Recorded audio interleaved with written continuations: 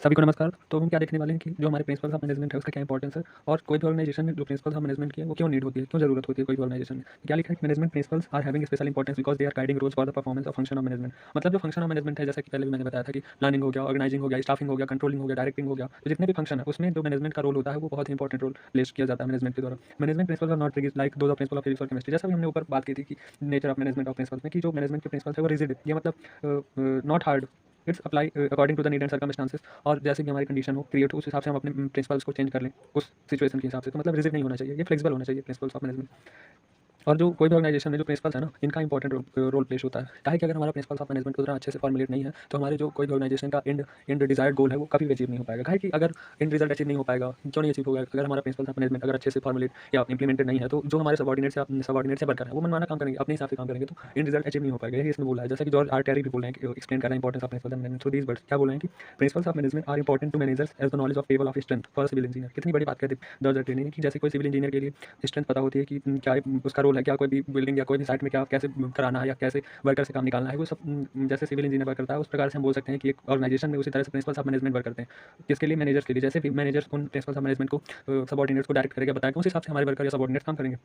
तो कुछ few points में इसको प्रिंसिपल्स ऑफ मैनेजमेंट की इंपॉर्टेंस को बताया गया। तो चलिए हम देख लेते हैं। पहला, एक इंक्रीज इन इफिशिएंसी। सही बात है, अगर हमारा प्रिंसिपल्स ऑफ मैनेजमेंट इफेक्टिव होगा, इफिशिएंट होगा, तो जो हमारे वर्कर्स काम करेंगे उनका जो एक्यूरेसी या इफिशिएंसी होगी वर्क में वो इंक्रीज डे बाय डे और टाइम बाय टाइम इंक्रीज होती जाएगी। यही लिखा है इसमें, if the work is performed according to the principles of management. Principles of management के हिसाब से अगर कोई भी वर्क किया जाता है तो it increases the efficiency of manager. Firstly वो मैनेजर की एफिशिएंसी बढ़ाएगा, फॉरमैन्स की एफिशिएंसी बढ़ाएगा, लेबर्स की एफिशिएंसी बढ़ाएगा। सही बात है, लेबर अगर प्रिंसिपल्स ऑफ मैनेजमेंट पहले से प्री डिटरमाइंड या प्री फॉर्मुलेट है तो उस हिसाब से हमारे लेबर या सबऑर्डिनेट वर्क करेंगे तो इजीली सारी चीज़ें हैंडल करती जाएंगी और जो हमारा इन रिजल्ट है वो अचीव हो जाएगा। On the basis of principles of work can be perform efficiently, और जो हमारे वर्क है वो इफेक्टिवली और एफिशिएंटली परफॉर्म हो जाएंगे।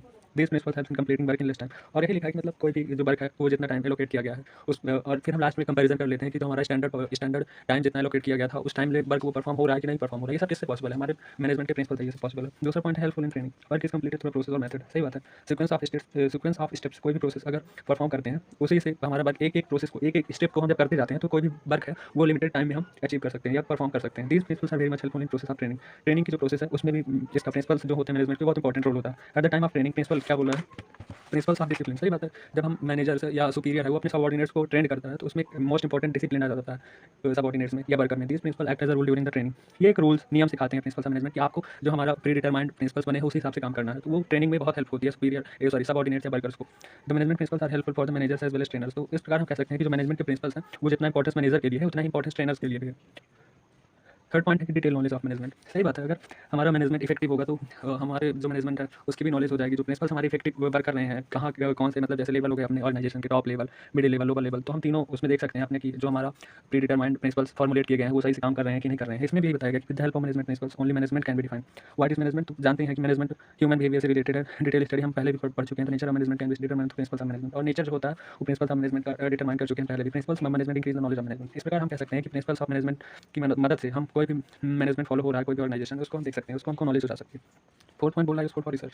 कोई भी रिसर्च करते हैं, जैसा कि हमने देखा अभी कोविड का दौर था 2020 में, तो तरह तरह की हमारे को वैक्सीन डेवलप हुई, कई तरह के एक्सपेरिमेंट परफॉर्म किए गए। तो इसी तरह बोल सकते हैं कि जो यूजफुल फॉर रिसर्च, कोई भी रिसर्च अगर परफॉर्म करती है कोई भी ऑर्गेनाइजेशन में एक अलग ही डिपार्टमेंट होता है, R&D department, research and development department, research and development, वो अलग से डिपार्टमेंट होता है। उसमें एक अलग से फंड डेडिकेट कर दिया जाता है, कितना फंड है आपके लिए, आप तरह तरह की रिसर्च करें जिससे हमारी प्रॉफिटेबिलिटी कंटिन्यूसली इंक्रीज होती जाए। तो ये सब लिखा है इसमें कि रिप्रेजेंट्स की area for conducting research study. Management principle guide करते हैं मैनेजर को या मदद करता है मैनेजर की किसमें डिसीजन मेकिंग में। सही बात है, जैसा कि हमने देखा कि टॉप लेवल में जब हम कोई भी स्ट्रेटजी फॉर्मुलेशन करते हैं तो उसमें जो मैनेजर्स है, डायरेक्टर्स हैं, उनको प्रिंसिपल्स ऑफ मैनेजमेंट बहुत हेल्प करते हैं किसमें डिसीजन मेकिंग में। कोई भी अगर डिसीजन करना है तो उसमें बहुत इंपॉर्टेंट रोल प्ले करते हैं principles of management. The actual situation of labour और employ can be determined to principles of management. और जो एक्चुअल सिचुएशन लेबर और एम्प्लॉय की हम प्रिंसिपल्स ऑफ मैनेजमेंट की मदद से देख सकते हैं। Taylor conducted principles of experiment to know the method of doing the job. जैसे कि एफडब्ल्यू टेलर ने कई तरह के प्रिंसिपल्स ऑफ एक्सपेरिमेंट या principle of scientific management perform किए थे कि कोई भी वर्कर जब जॉब कर रहा है कितना मशीन मूवमेंट कर रही है, टाइम कितना लग रहा है कोई भी पर्टिकुलर वर्क को परफॉर्म करने में। फैटिक स्टडी, दो तीन तरह की टाइम स्टडी, फैटिक स्टडी, उसको हम आगे देखने वाले हैं। अभी परफॉर्मिंग जॉब, कोई भी वर्क को परफॉर्म करने के लिए कितना टाइम लग रहा है, मशीन का हमारा ऑपरेशन कितना हो रहा है, अगर मशीन चल रही है तो उसमें प्रॉपर डेप्रिसिएशन एलोकेट हो रहा है कि नहीं हो रहा है, ये सब हम रिसर्च तरह तरह की करके पता लगा लेते हैं कि कितना हमारा मैनेजमेंट या प्रिंसिपल्स ऑफ मैनेजमेंट हमारे कितने इफेक्टिवली वर्क कर रहे हैं कि नहीं। फॉर फिफ्थ पॉइंट है जो कि लास्ट पॉइंट है, सोशल एडवांटेज। सही बात है, जो हमारे सोशल या जो हमारे सामाजिक एलिमेंट्स हैं जैसे लेबर्स हो गए, एम्प्लॉइज हो गए, परचेजर हो गए, सेलर हो गया, ट्रेडर हो गया, मैनेजर हो गया, सभी हमारे समाज में रहते हैं, तो इन हमारा एक दायित्व बनता है कि जैसे ही हमारा मैनेजमेंट ग्रो करे, इन सब के प्रति हमारा दायित्व बनता है कि इन सब का भी हम ध्यान रखें। जैसे कि हमारा मान लीजिए फैक्ट्री है, तो हम ज़्यादा पॉल्यूशन ना फैलाएं, अपनी फैक्ट्री के चारों तरफ पेड़ पौधे लगाएं। जैसे कि हमारे अगर पॉल्यूशन ज़्यादा स्प्रेड हो रहा है, तो हमारे जो सोसाइटी के जो एलिमेंट्स हैं या लेबरर्स एम्प्लॉयज, इनको ज़्यादा हमारी वजह से इफेक्ट ना हो। तो हमें सभी का ध्यान रखना चाहिए साथ साथ में। Management principles is having an important place in society. सही बात है, जो हमारे मैनेजमेंट के प्रिंसिपल्स का इंपॉर्टेंट रोल होता है सोसाइटी में, directly affect social and commercial. और सही है, जैसे हमारे मैनेजमेंट के प्रिंसिपल्स अगर अच्छे से नहीं फॉर्मुलेट किए गए हैं, तो डायरेक्टली अफेक्ट करेंगे हमारी जो सोशल एक्टिविटीज़ है, कमर्शियल एक्टिविटीज़ है।